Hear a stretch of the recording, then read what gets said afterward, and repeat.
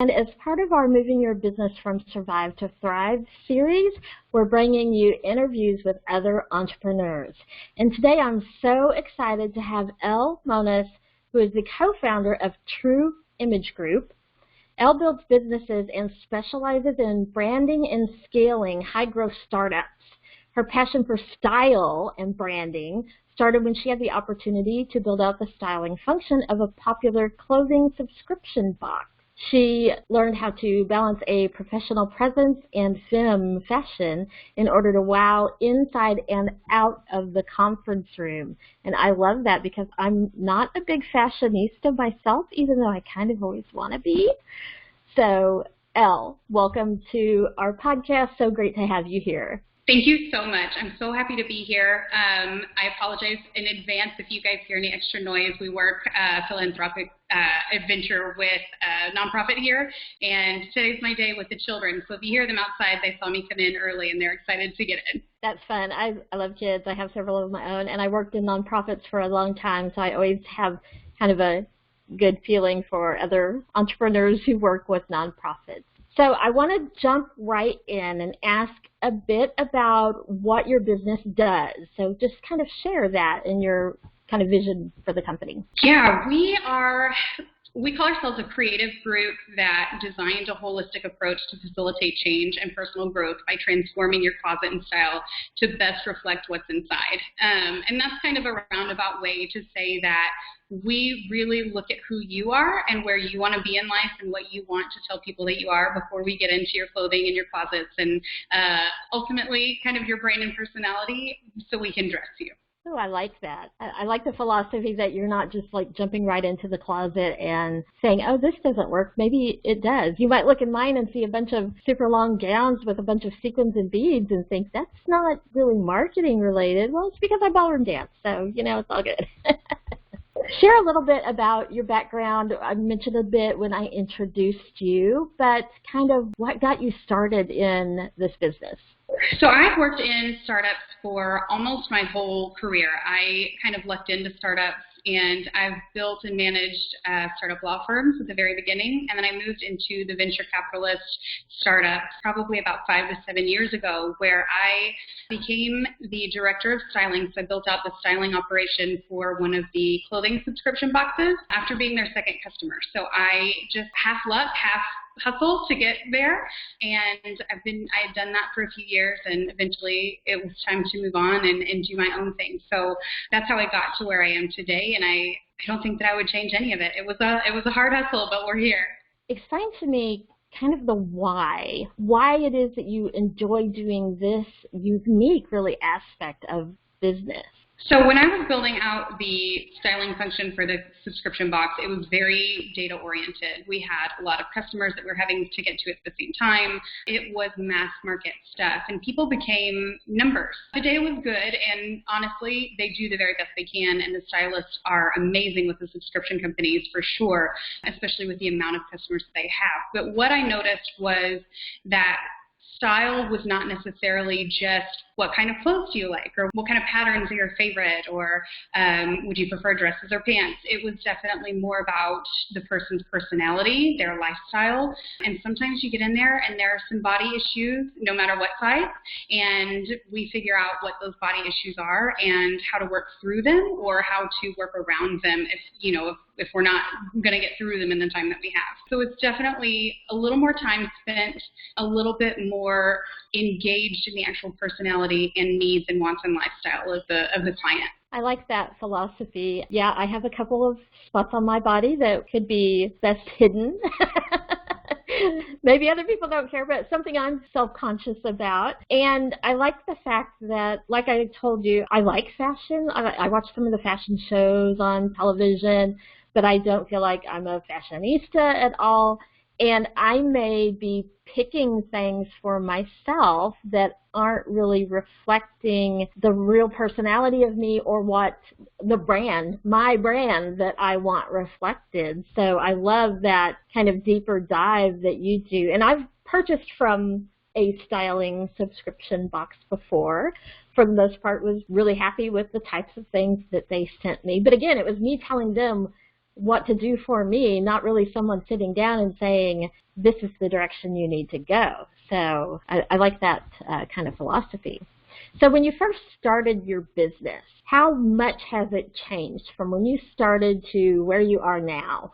It has changed pretty significantly. We, especially with, COVID being a thing right now, we've had to pivot for sure. We've actually gone through a branding change once already just to make sure that we were representing who we wanted to be and who we wanted our ideal clients to be. There is definitely a little bit of a shift in how we've worked with our clients and making sure that we were hitting all of the right pain points at the right time. So maybe a little bit of adjusting, and we have a 6-week coaching course that we work through people with. So maybe it was a little bit of an adjustment along the way with the coaching course to make sure that we were hitting those pain points in a way that we broke it down and then we built it back up without having to get lost in the breakdown or building up without understanding why. So making sure that everything was in order and made sense to everybody involved. Because if you're not used to style and fashion, and that's something that you're truly here for help with, it makes sense that we would need to make it linear and a little easier to follow. So when you first started your business, what were your biggest marketing issues back then? Obviously, when you're first starting a budget, you're kind of bootstrapping a little bit of everything. So it's definitely having to make sure that the funds are going to the right places at the right time. So are we spending enough on Facebook right now? Are we spending too little on Instagram? Are we spending the right amount on AdWords or direct mail? What does that look like? And where do you get the money to do it, before you bring in clients? So I think that that smaller budget at the beginning was definitely a challenge. I've worked with marketing in previous businesses before, so I knew what I needed to do, but getting the capital to do it and organizing that capital in the right way was definitely a big challenge. That's a good point, too, because a lot of entrepreneurs that I work with, they may have some knowledge of the platforms they could be using, but don't really have a lot of knowledge of what they do need to be doing. And until you have that knowledge, I don't think you can really have the understanding of looking at the budget like that. So that's always a really good point. How do you need to look at the budget? How do you determine what's giving you a good return on investment? And yes, where does that cash come from to pay those expenses? You touched upon COVID-19 and how it's impacted your business. So how do you see your marketing different now related to the experiences that you're having around COVID-19? First and foremost, we want to make sure that we're being sensitive to what's happening. Obviously, the world has changed in a very meaningful way, and with the different income challenges that people have right now, ours is definitely a luxury service, and we recognize that. So we want to make sure that we are approaching the topic in a reasonable way with reasonable expectations.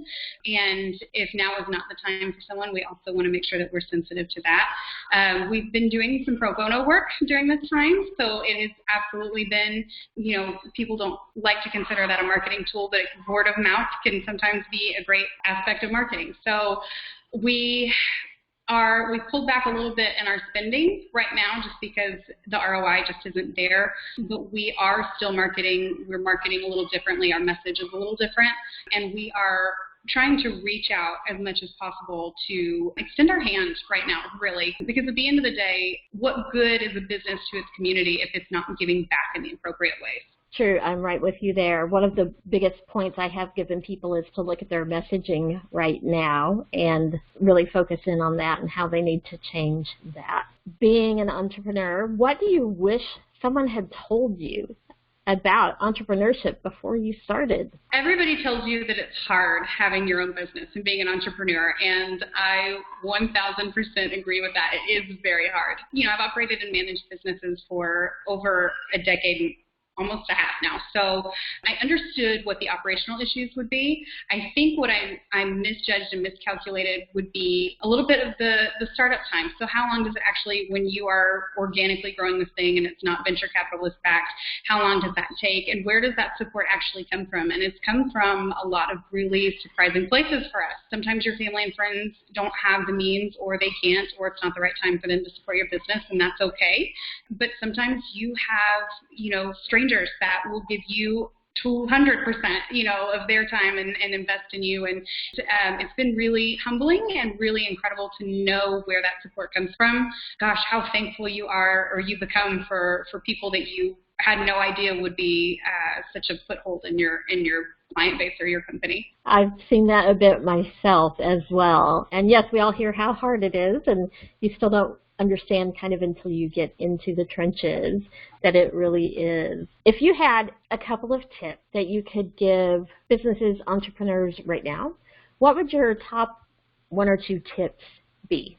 So as a business consultant, when I was doing that, my tip to entrepreneurs was always build out a structure or a skeleton first. So you have an idea of where you want to go, what you want to build, how your organization needs to look as you grow, so you can grow within that.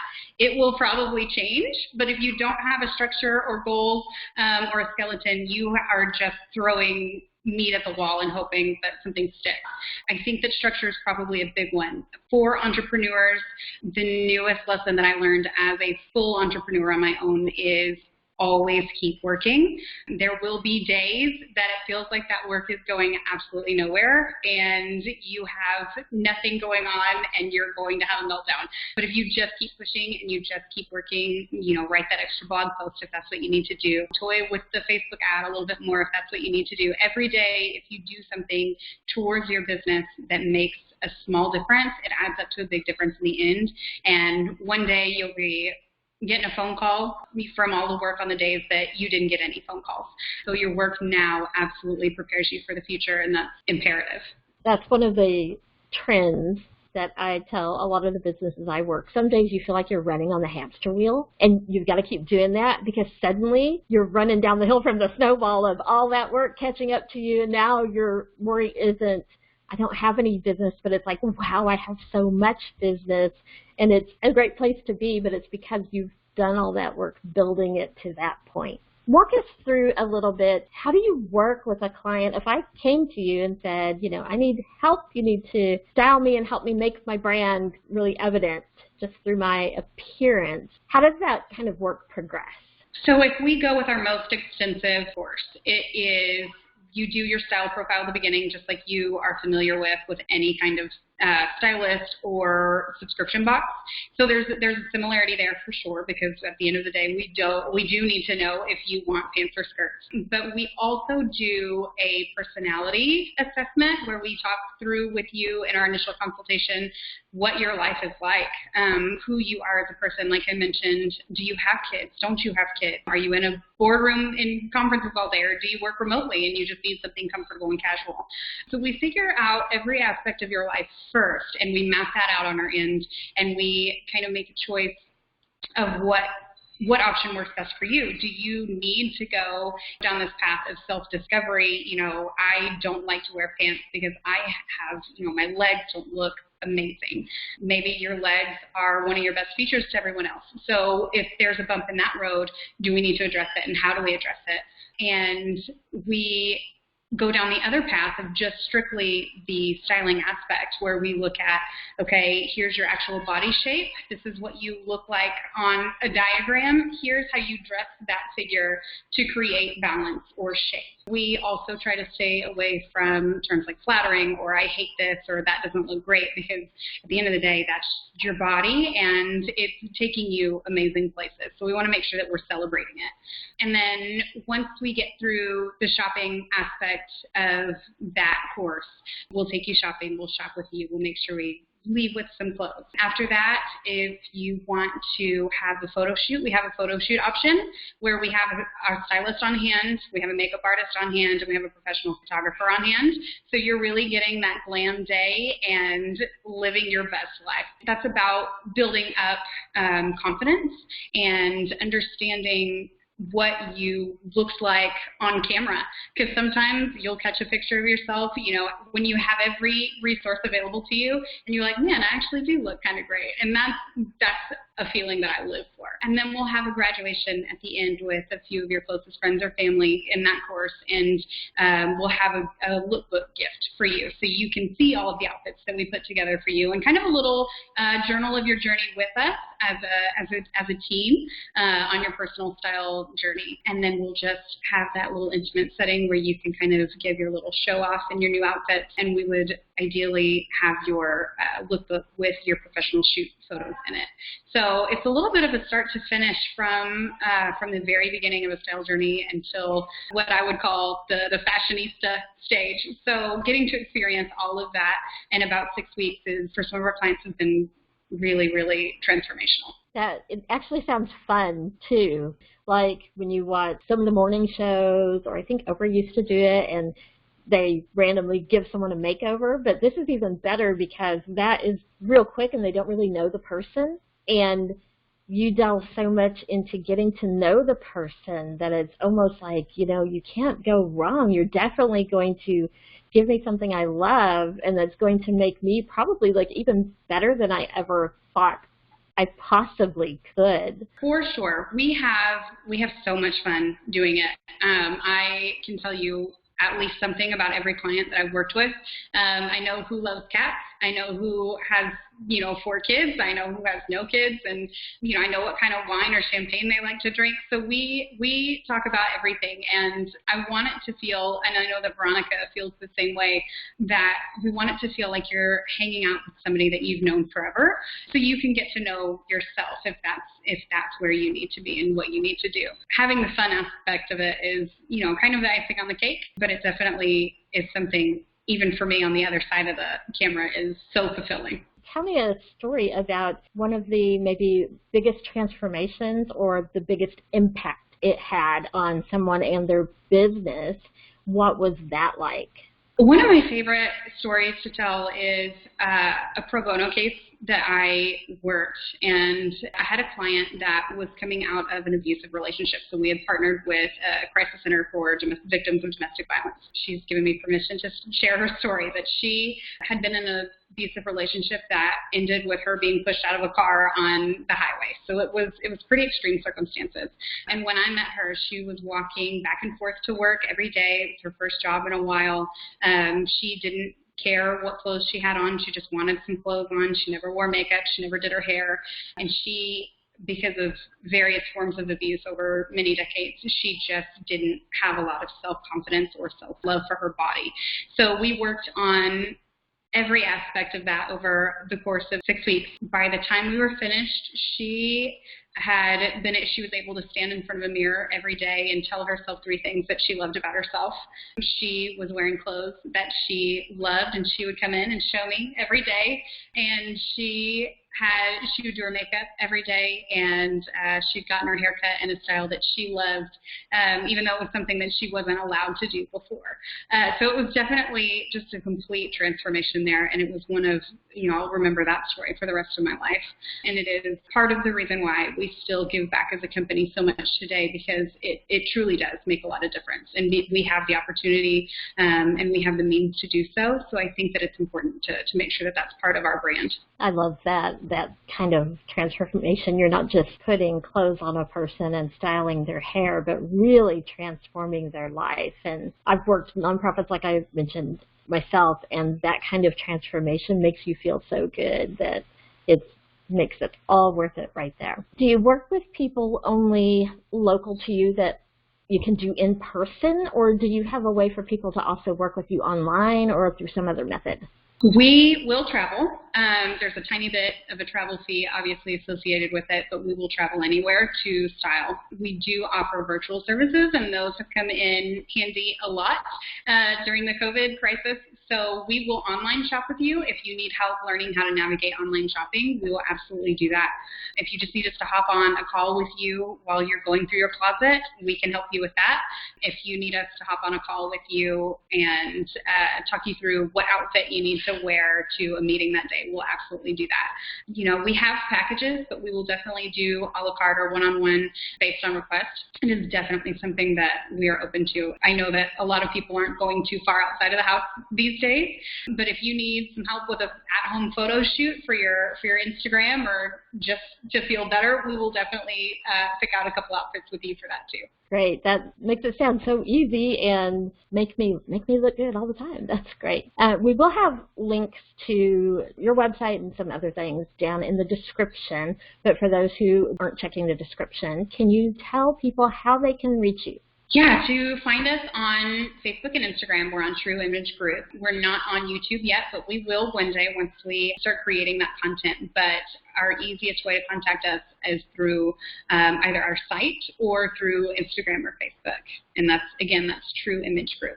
All right, now it's your turn. This is where you have the opportunity to ask me any question about, it could be marketing, business, me, my life, whatever interests you, ask away. So surprisingly enough, it's a small world. I have actually heard about your previous work through my own social circle. So tell me a little bit, was it it's Century 21? What was that like, and what were some of the largest lessons that you learned there?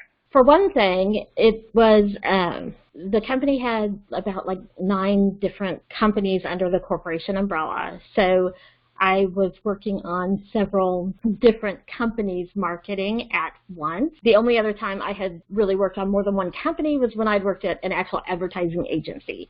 So that was always an interesting way. How can each one have their own unique voice, yet all still speak the same language together as part of the corporation? One of the biggest pieces that we did, even though a very large company, obviously if they have 9 companies under their corporate umbrella, they were still considered a mom and pop because it was a brother and sister who ran it, the CEO and the executive vice president.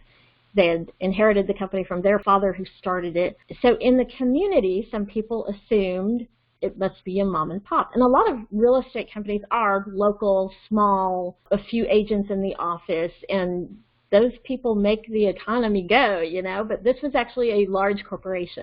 And one of the things we were looking at through a rebranding process, while still also needing to stay under the Century 21 brand and guidelines, was how can we change that perception in the community and let people realize our high level of expertise. And there were various activities that I looked at as part of the marketing plan for the next year. One of them that I had looked at, we had 21 offices across the Dallas-Fort Worth Metroplex.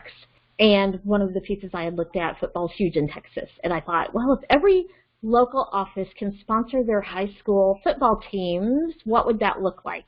Could we pull it off logistically, knowing that we had a very small marketing department? And would we be able to handle 21 offices times however many schools that they had that they would be able to support?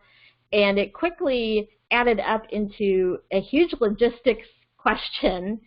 Plus, I had no idea what each school charged, but I'm like, even if they just charge a small, $5,000 per high school, we're looking at a lot of high schools, and that adds up very quickly. So I was kind of shifting my focus, and how could we make that same type of impact, but do it where logistically we can handle it with a very small staff. And the budget, maybe the budget's bigger, but it's not spread out to so many small places. And one of the pieces I looked at was becoming an official sponsor of the Dallas Cowboys. So when I sat down and was talking with the CEO and gave that as one of the possibilities, because he had asked for structured levels. If you had X amount of dollars, what would you do? If you had a higher amount, what would you do? So I said, well, I'd become the official real estate company of the Dallas Cowboys. And he had a look on his face, which you can imagine, like, yeah, right. And he said, how much does that cost? And I said, I don't know, but I'm meeting with them tomorrow. And I went to meet with them, and we were actually able to structure a deal to become the official real estate company of the Dallas Cowboys, which was really exciting. I had to present it to the entire management team, which is about 35, 36 people, and get them all to actually vote on it and choose it.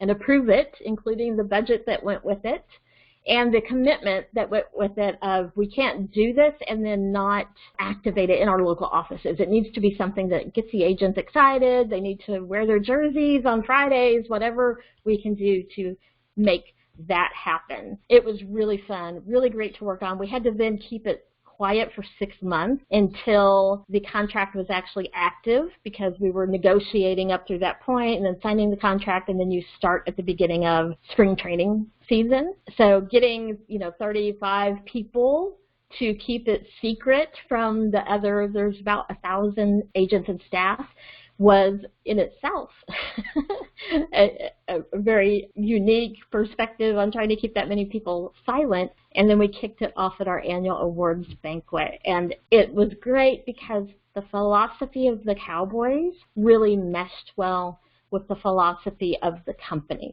both very family oriented, and it was really a good partnership from that aspect. And it took care of the problem of being viewed as a small mom and pop operation. We did some surveying before and during on people's perception in the community. We hired a survey company to do random surveys, and we saw that perception shift, which was one of our huge goals, but then a lot of other great things came out of that partnership. I'm still friends with some of the people over there, even though I don't work with Century 21 anymore. I still kept in touch with some of them. Really great group of people. Got to meet, some of the players, and didn't get to meet Jerry. I think some of the fun things in marketing that happen don't always happen in every type of job, and that's one of those types of things. It was a lot of work. I called it spinning plates. You get one going, and then the next one starts wobbling, even though I was pretty good at organization and having deadlines on the calendar and producing a massive quantity of work. That process really honed those skills, I think, even more. Overall, fun, great people to work with. Yeah, that's an incredible story. I love that. And what I would never have thought about in changing the perception of small versus big, going that route, and that's such a genius idea. So thank you for sharing that story. When brands are thinking about their own brand and their reflection out into the world, do you think that the brand reflecting who the client is or the brand reflecting themselves is more important, or do you think that it is definitely a blend of both? It is a blend of both, yet the company needs to understand what their ideal client is. You had mentioned that yourself earlier. Understanding the ideal client will drive some of the messaging and voice and appearance and everything else related to the brand overall. The worst thing they could do is simply set the brand as what they want, because then potentially maybe they're not attracting the right type of client. Maybe they're attracting a client that is, especially for individuals, not able to pay as much, and they need someone with, a higher budget capability. Or maybe they do want to only focus on maybe a solo entrepreneur as a business, or customers that are interested in getting a good deal versus those that are going after luxury. So the brand does need to consider, is the messaging, is the colors I'm using, the font, all of the different pieces attractive to my ideal client so that I'm attracting that correct person. Doesn't mean you're turning away any of the others. You can still pick them up, and that's great to have that diversity. But they need to do both. They can't also only focus so much on the client that they lose their own identity and what makes them unique. That uniqueness, that differentiation is the thing that's going to have that client choose them over a competitor. And so it's really a balance. You have to be true to your company and authentic, but also consider, are you attracting the right person when you do that? And if not, how can you fine-tune your messaging to make sure that you're getting that perfect client? Thank you, Elle, so much for being here with us today. We've learned a great deal, and you've even made me a little bit more excited to get out of my yoga pants maybe tomorrow and dress up a little and kind of feel that self-confidence inside and out a little bit more. For all of you watching and listening, if you have any marketing questions, feel free to drop your question down below, or you can reach us on our Facebook page. It's facebook.com/vickiwoo.us, or visit our website, and down in the bottom right-hand corner, you'll find a chat pop-up icon, and you can ask your question there. We'll try to answer you directly, or we may even use your question on an upcoming episode. While you're here, check out our other videos and subscribe to our channel so that you never miss the latest marketing tips.